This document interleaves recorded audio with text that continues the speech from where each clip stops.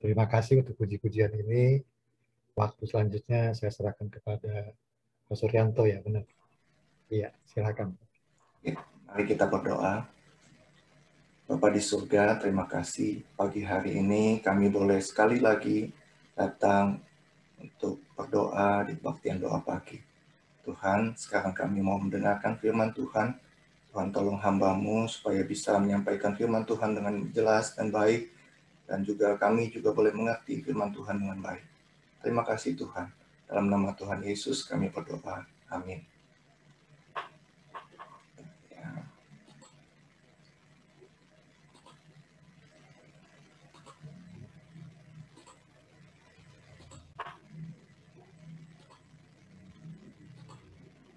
Oke, selamat pagi Bapak Ibu sekalian. Terima kasih untuk kesempatan saya boleh sekali lagi melayani Tuhan pagi hari ini.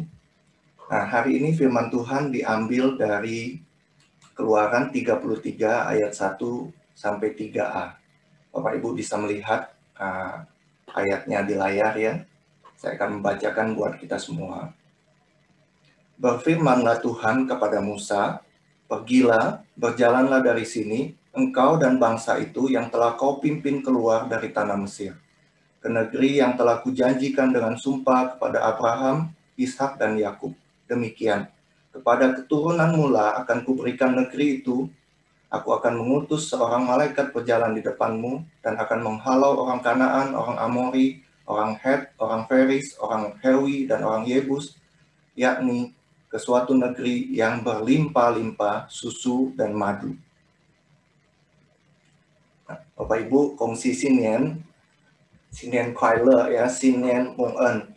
Nah, kalau kita orang Kristen seharusnya kita nggak ngucapin kongsi facai ya, gitu. Kenapa saya katakan demikian? Karena kongsi facai itu artinya semoga di tahun yang baru itu kita dapat banyak berkat, banyak kekayaan gitu ya, banyak rezeki, kaya raya gitu ya.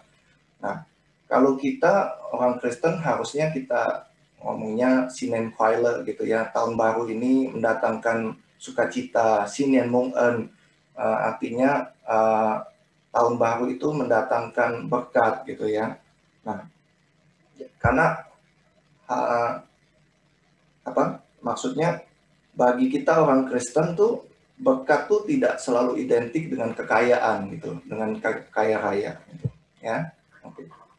Nah, Bapak Ibu, William Shakespeare di dalam karyanya yang terkenal Romeo and Juliet berkata demikian, "Apalah artinya sebuah nama?" gitu ya. Dia bilang, "Jika aku memberikan nama lain untuk bunga mawar, ia tetap akan berbau wangi gitu. Jadi, apalah artinya sebuah nama itu." Nah, Bapak Ibu, bagi orang Barat, walaupun tidak semuanya seperti itu ya, nama mungkin tidak terlalu penting. Tetapi tidak demikian dengan orang Asia atau orang Timur gitu ya. Nama itu sangat penting. Kenapa? Karena nama itu punya arti dan biasanya tuh mengandung harapan dari orang tua buat anaknya gitu ya. Orang tuanya pengen anaknya seperti apa, lalu dikasih nama seperti itu. Nah, ini berlaku di semua negara di Asia gitu. Nah, sewaktu dulu tinggal di Citra tuh, waktu Lina ngajak saya dan anak-anak makan di luar tuh, kadang-kadang saya suka bingung gitu ya, Bapak Ibu. Nah, saya kemarin tulis di grup gitu. Kenapa? Karena misalnya nih, ya, kalau kita mau makan kue tiaw acai gitu ya, saya mesti tanya dulu jelas-jelas sama Lina, mau makan kue tiaw acai yang mana gitu ya. Kenapa? Karena ada kue tiaw acai di Citra 2 gitu ya. Juga ada kue tiaw acai yang di Dan Mogot gitu. Ada juga kue tiawnya Ko Acai gitu yang di Taman Surya gitu ya. Banyak sekali yang bernama Acai gitu. Nah, mengapa banyak sekali orang yang namanya Acai gitu?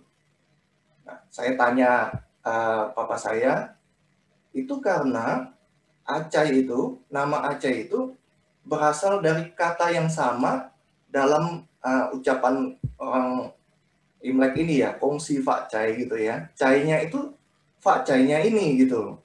Jadi ketika orang tua memberikan namanya Acai gitu ya, itu artinya orang tua tuh pengen anaknya itu fakcai gitu, anaknya sukses, kaya raya gitu ya. Nah, banyak juga orang Tionghoa yang kasih nama anaknya itu Ahok atau Afu gitu. Mereka kasih nama Ahok dan Afu itu karena ya, Ahok itu atau Afu itu sebenarnya sama ya, Ahok atau Afu itu sama. Ahok itu adalah bahasa Hokkien untuk kata fu gitu ya. Fu itu tulisannya seperti itu. Yang artinya tuh good fortune, nasib baik gitu ya. Nah, Bapak saya juga bilang gini, memang orang Tionghoa kebanyakan menamai anaknya seperti itu dengan harapan ya, kasih nama Aho, Acai, Afu itu dengan harapan ya anaknya bisa sukses, kaya gitu ya. Nah, kalau Bapak Ibu melihat dari kata Acai, Aho, Afu gitu, nama-nama seperti itu, banyak lagi nama-nama yang lain yang sebenarnya konotasinya itu adalah kekayaan gitu. Jadi kita bisa melihat bahwa orientasi orang Tionghoa nih biasanya ya, orang Tionghoa itu tidak bisa dipungkirin kebanyakan adalah uang atau materi, berkat materi gitu. Huruf yang sama ini juga ditempel di angpau ya, ditulis di angpau, ditempel di pintu gitu ya. Setiap perayaan Imlek itu huruf ini selalu bertaburan di mana-mana gitu ya. Kalau Bapak Ibu perhatiin, huruf ini selalu ada di perayaan Imlek gitu. Jadi dengan harapan bahwa tahun baru itu membawa nasib baik atau berkat-berkat materi bagi mereka. Nah, yang menarik gini Pak Koi. Kata fu itu sendiri ternyata punya makna yang lebih dalam. Ya, kita orang Kristen menerjemahkannya fu itu sebagai berkat gitu. Nah, satu artikel yang saya baca itu saya cari berbagai sumber untuk kata ini. Dari satu artikel ini berkata bahwa kata fu itu, jadi bahasa Mandarin itu sekarang tulisannya itu sebenarnya sudah disimplified ya, sudah disederhanakan. Nah, bentuk kuno dari kata fu itu adalah artinya tuh kayak dua tangan pegang lokinya Arab gitu, arahin ke langit gitu. Jadi seperti orang sembahyang mempersembahkan Arab gitu. Nah, artikel itu berkata bahwa secara tidak langsung orang Tionghoa itu mengakui bahwa sumber berkat itu adalah dari atas gitu, dari Tuhan gitu ya. Nah, jadi mereka secara tidak langsung mengakui bahwa sumber berkat itu adalah Tuhan. Di dalam sumber yang lain juga ya, saya mencari sumber yang lain. Nah, ternyata kata fu ini sendiri itu sebenarnya terdiri dari dua bagian ya. Kalau Bapak Ibu lihat di layar ya, kata fu yang di tengah itu sebenarnya terdiri dari dua komponen, dua bagian. Bagian kiri sama bagian kanan. Nah, bagian yang kiri itu adalah tulisan untuk kata Allah ya. Sen gitu ya. Nah, kata yang kiri itu ya, ini di atas ini adalah angka 1. Di bawah, di tengah ini adalah mulut, di bawah ini adalah sawah. Jadi yang sebelah kiri adalah Tuhan, ya. Sebelah kanan itu 1 mulut, sawah, gitu. 1 mulut ini biasanya diterjemahkan oleh orang Tionghoa itu adalah 1 manusia, ya. 1 mulut itu selalu diartikan sebagai 1 manusia. Nah, terus sawah itu karena orang Cina itu, orang Tionghoa itu adalah masyarakat agraris. Jadi sawah itu dianggap sebagai harta. Nah, lalu penulis artikel itu menjelaskan, mengambil konklusi yang memberi kesimpulan bahwa berkat yang sesungguhnya itu adalah apabila Tuhan menyertai manusia dan apa yang dia punyai gitu ya. Jadi kata ini punya arti yang dalam sekali sebenarnya. Kata fu itu artinya berkat yang sesungguhnya adalah ketika Tuhan menyertai manusia dan apa yang dimilikinya. Mungkin Bapak Ibu bertanya dalam hati, lalu apa hubungannya dengan perikop yang kita baca tadi ya? Perikop yang kita baca tadi sebenarnya juga menyatakan hal yang sama Bapak Ibu, yaitu berkat yang sesungguhnya adalah ketika Tuhan menyertai hidup kita. Kalau kita kilas balik lagi, perikop tersebut adalah lanjutan dari kisah anak lembu emas ya. Nah, kebetulan tahun ini juga tahun kerbau ya, tahun lembu gitu ya. Musa naik ke Gunung Sinai dan lama sekali tidak turun-turun dari gunung tersebut. Bangsa Israel lalu memaksa Harun untuk membuat sebuah patung anak lembu emas. Kemudian mereka menyembah patung anak lembu emas itu. Dicatat di Keluaran 32 ya, bahwa Tuhan itu murka sekali gitu. Dia kecewa terhadap bangsa Israel yang sudah diselamatkan Tuhan dari perbudakan bangsa Mesir. Tapi baru sebentar saja ditinggalkan Tuhan, ditinggalkan Musa, mereka sudah membuat patung anak lembu dan menyembah patung itu. Keluaran 32 ayat 9 dan 10 berkata, lagi firman Tuhan kepada Musa, telah kulihat bangsa ini dan sesungguhnya mereka adalah suatu bangsa yang tegak tengkuk. Oleh sebab itu biarkanlah aku supaya murka aku bangkit terhadap mereka dan aku akan membinasakan mereka, tetapi engkau akan kubuat menjadi bangsa yang besar. Tuhan murka sekali dengan bangsa Israel sehingga dia berniat untuk membinasakan mereka semua gitu ya. Saya lalu berpikir, mengapa ya Tuhan begitu murka sekali di sini gitu ya. Memang firman Tuhan berulang kali mengatakan bahwa Tuhan itu tidak mau diduakan gitu. Tapi setelah saya menggali bagian ini, ternyata ada alasan lain Bapak Ibu yang menyebabkan Tuhan begitu murka. Nah, di pasal 32 tadi ya, 32 ayat 2 dan 3 itu, sewaktu firman Tuhan mengatakan bahwa Tuhan berjanji akan membawa bangsa Israel ke suatu negeri yang berlimpah-limpah susu dan madu. Bangsa Israel waktu itu adalah peternak ya. Kalau kita ingat ya, di Yusuf sebelumnya berkata bahwa waktu Firaun bertanya, kamu mau tinggal di mana? Nah, lalu Yusuf berkata, kami memilih tanah Goshen. Kenapa? Karena hamba-hambamu ini pemelihara ternak sejak dari kecil sampai sekarang gitu. Jadi waktu Tuhan ngomong, aku akan membawa bangsa ini masuk ke tanah yang berlimpah susu dan madu. Orang Israel tahu persis bahwa apa yang dikatakan Tuhan itu adalah mengacu kepada berkat-berkat materi gitu Bapak Ibu ya. Karena pengertian dari susu dan madu itu mereka tahu karena mereka adalah peternak gitu ya, pemelihara ternak. Jadi ketika Tuhan ngomong susu dan madu, oh mereka langsung tahu, oh itu adalah berkat-berkat materi, penghasilan buat mereka gitu. Susu dan madu adalah sumber penghidupan bagi masyarakat waktu itu, bagi mereka bangsa Israel. Nah, tapi saya melihat bahwa ayat firman Tuhan itu seakan-akan berkata bahwa oke, kamu mau negeri yang berlimpah-limpah susu dan madu bukan? Baik, kamu akan masuk ke sana. Aku akan mengutus seorang malaikat berjalan di depanmu. Gitu.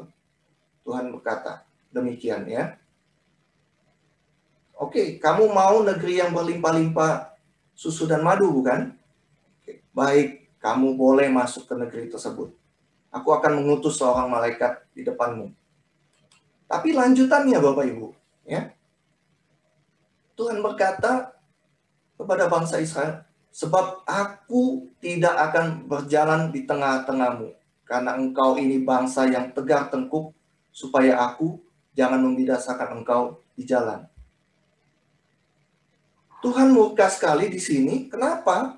Karena itu adalah sebuah penghinaan terhadap dirinya. Ya, apa yang dilakukan bangsa Israel itu seakan-akan berkata kepada Tuhan bahwa mereka mau berkat materinya, tapi tidak mau Tuhannya.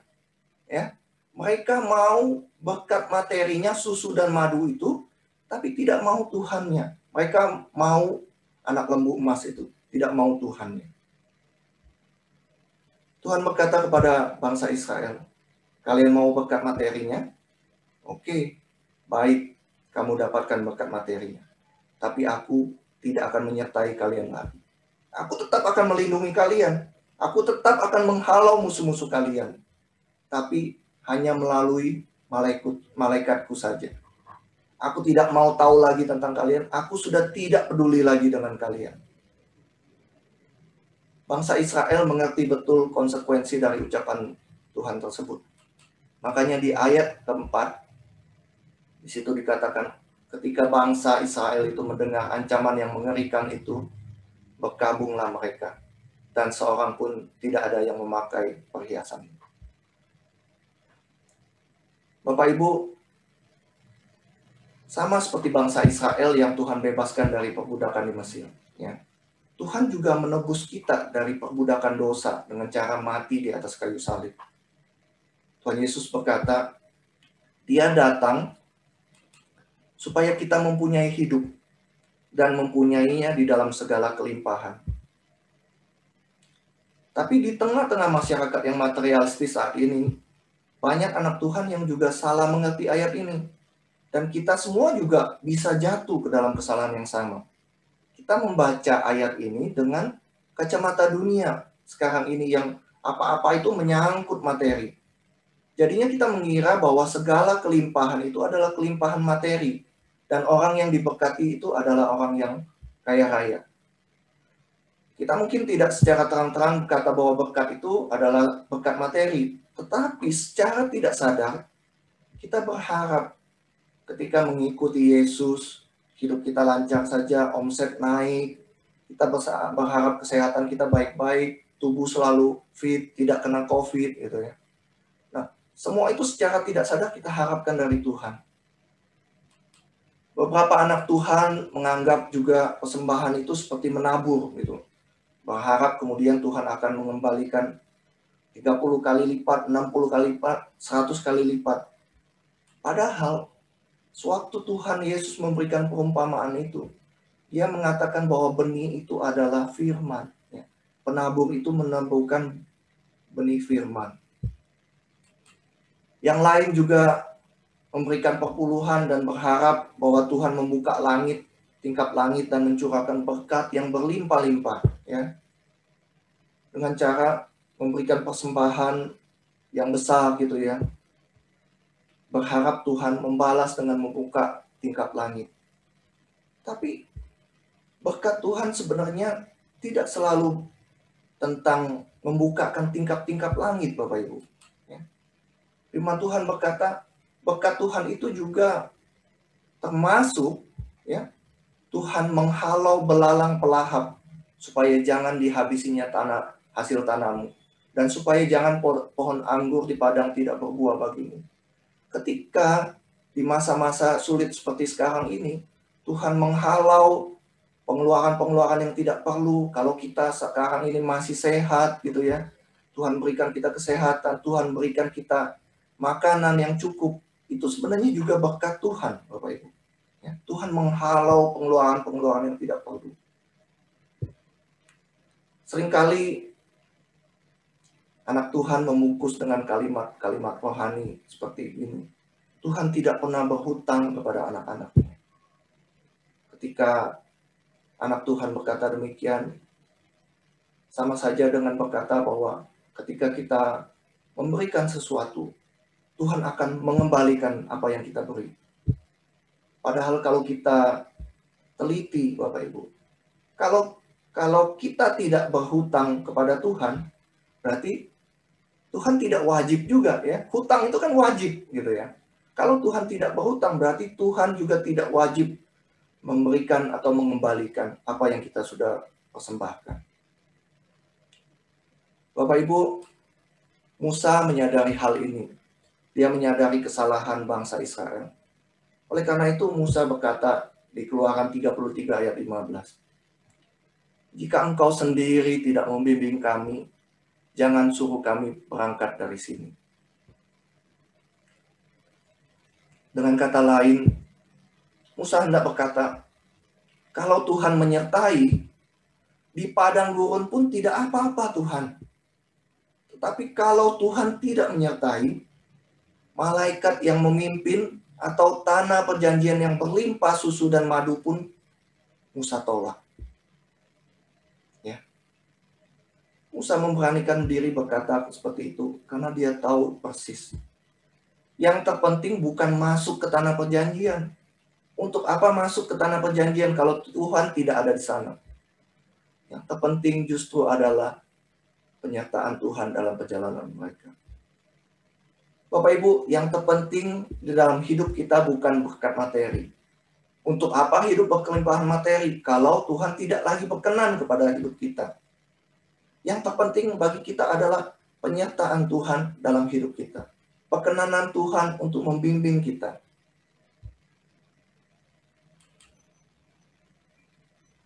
Kalau di masa-masa pandemi seperti ini, kita tentu berharap ya, bahwa pandemi ini cepat berlalu ya.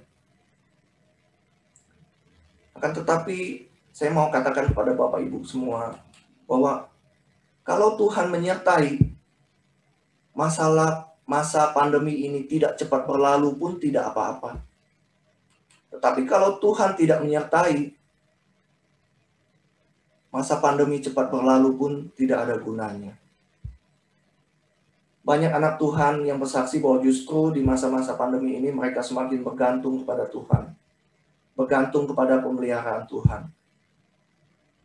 Banyak yang bersaksi juga bahwa masa pandemi ini membuat mereka semakin dekat kepada Tuhan.